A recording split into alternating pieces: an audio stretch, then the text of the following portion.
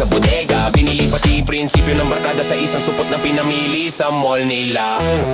Sino bang niloloko nyo? Kala nyo ba di namin alam?